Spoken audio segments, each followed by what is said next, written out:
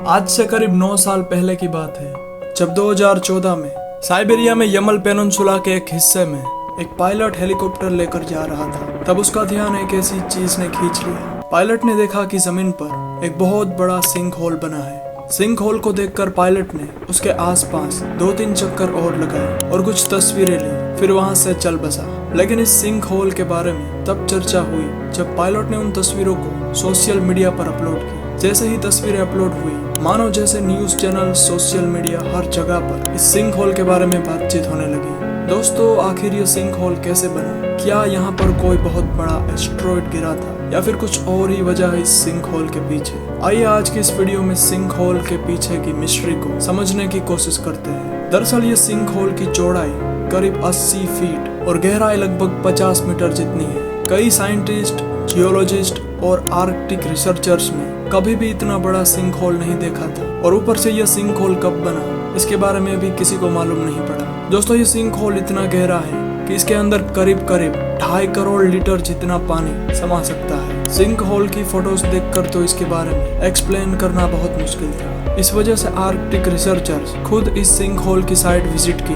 और वहां जाके रिसर्च करना शुरू हो गए। सिंक होल जहां पर बना उस जगह को यमल पेनिनसुला से जाना जाता है, और वहां पर एक्सट्रीम कंडीशन की वजह से यमल पेनिनसुला पर करीब 4 से 5 हजार लोगों की आबादी है। दोस्तों, वहाँ के लोगों की भाषा में यमल का मतलब है एंड ऑफ द लैंड, यानी जमीन का आखिरी हिस्सा। ऐसा नहीं है कि सिंक होल कोई अनोखी चीज है, क्योंकि सिंक होल कई बार पहले भी देखे जा चुके हैं, लेकिन साइबेरिया का यह सिंक होल उन सब से बहुत अलग है। माना जाता है कि नॉर्मल सिंक होल पानी के दबाव की वजह से बनते हैं, लेकिन रिसर्चर्स का यहाँ कहना है कि यह सिंक होल कोई नॉर्मल सिंक होल नहीं है। और अगर नॉर्मल सिंक होल को देखें तो उसके अंदर से कुछ भी बाहर नहीं निकलता, लेकिन साइबेरिया के इस सिंक होल में ऐसा लगता है कि आसमान से कोई बहुत बड़ा क्रेटर गिरा होगा और ऐसा गड्ढा बन गया। लेकिन दोस्तों, जब सिंक होल पर गौर किया गया तो पता चला कि इसका मलबा भी दूर दूर तक फैला है। इन सबको देखने के बाद भी रिसर्चर्स ने बताया कि यह कोई एस्टेरॉयड से बना हुआ होल नहीं है, क्योंकि रिसर्चर्स को सिंक होल में से एस्टेरॉयड से जुड़े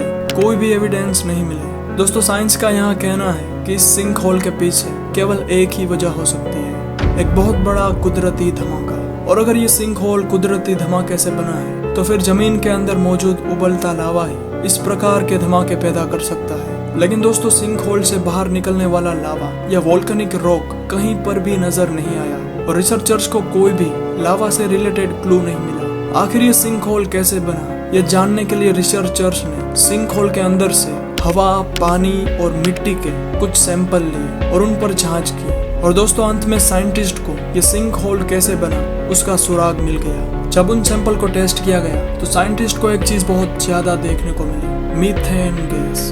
दोस्तों, मीथेन गैस कार्बन और हाइड्रोजन के साथ मिलकर बनती है, और साइंस के अनुसार मीथेन गैस जब बहुत ज्यादा क्वांटिटी में हवा से मिलती है तो सीधी आग भड़क उठती है। अब यहाँ पर हम इस बात को मान सकते हैं कि यह सिंक होल जमीन से निकलने वाले मीथेन गैस की वजह से बना है। और अब उसके बाद रिसर्चर्स और साइंटिस्ट ने इस मिस्ट्री को जानकर इस सिंक होल पर रिसर्च करना बंद कर दिया। लेकिन दोस्तों, आगे जाके साइंटिस्ट तब हैरान हो गए जब उनको पता चला कि यमल पेनिनसुला में केवल यही एक सिंक होल नहीं है, बल्कि इनके अलावा और 8 सिंक होल देखने को मिले।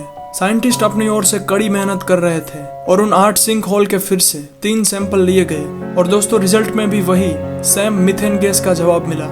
अब साइंटिस्ट को यह तो पता चल गया था कि सिंक होल के पीछे की वजह मीथेन गैस थी, लेकिन अभी यहाँ पर साइंटिस्ट के पास बहुत बड़ा सवाल यह था कि आखिर इतनी सारी मीथेन गैस कहाँ से उत्पन्न हो रही है। एक तरफ सिंक होल की गहरी रिसर्च चल रही थी कि दूसरी ओर यमल से बहुत दूर आर्कटिक सर्कल में ही रिसर्चर्स की दूसरी टीम को कुछ अनोखा देखने को मिला। उस चीज को देखने के बाद साइंटिस्ट को यमल के सिंक होल से निकली मीथेन गैस की असली वजह क्या है उसके बारे में शायद पता चल गया।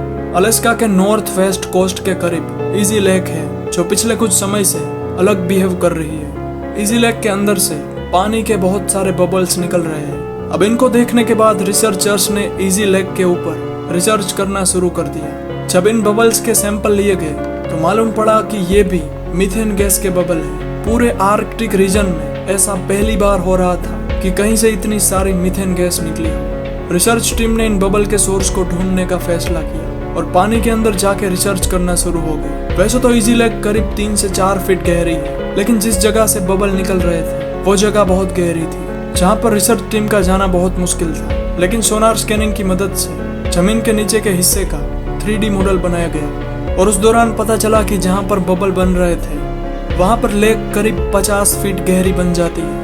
दोस्तों, अब एक तरफ यमल में सिंक होल बनने की वजह भी मीथेन गैस ही बताई गई और दूसरी ओर इजी लेक के नीचे से भी मीथेन गैस बहुत ज्यादा क्वांटिटी में लीक हो रही थी।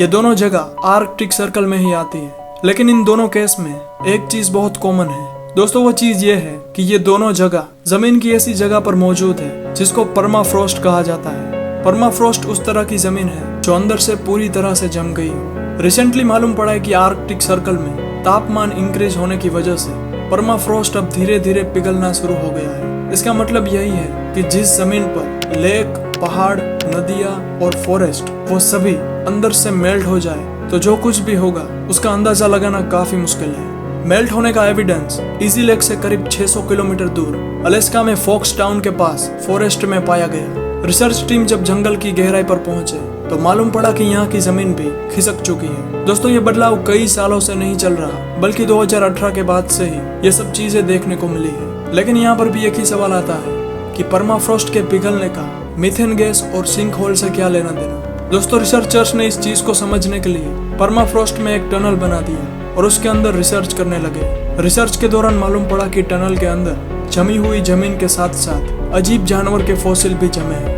इनमें मेमथ, स्टेप बिजॉन और कई साल पुरानी घास भी देखने को मिली। अब यहाँ पर साइंटिस्ट को एक चीज तो मालूम पड़ गई थी कि परमाफ्रोस्ट के अंदर ऑर्गेनिक मैटर की बहुत सारी क्वांटिटी मौजूद है। दोस्तों, ये तो आप सभी को मालूम होगा कि तमाम ऑर्गेनिक मैटर के अंदर कार्बन होता है। जैसे जैसे पेड़ उगता है तो एटमॉस्फेयर में से कार्बन डाइऑक्साइड को ऑब्जर्व कर लेता है और जब पेड़ मर जाता है तब डीकॉम्पोजिशन के दौरान कुछ कार्बन इन पेड़ में से रिलीज हो जाती है। लेकिन आर्कटिक सर्कल में तापमान गिरने की वजह से डीकॉम्पोजिशन की प्रक्रिया बहुत धीमे हो जाती है, जिस वजह से हजारों साल पुराने ऑर्गेनिक मैटर अब परमाफ्रोस्ट के अंदर ही दबे हैं। इस वजह से उनकी बॉडीज अभी तक डीकम्पोज नहीं हुई और उनके अंदर आज के समय में भी कार्बन मौजूद है। ग्लोबल टेम्परेचर राइज की वजह से परमाफ्रोस्ट धीरे धीरे पिघलता जा रहा है। इस वजह से उसके अंदर मौजूद फॉसिल्स अब धीरे धीरे डीकम्पोज होते जा रहे हैं। दोस्तों, बैक्टीरिया इन फॉसिल के कार्बन को खाते हैं और फिर उसके बदले में मीथेन गैस छोड़ते हैं और इसी वजह से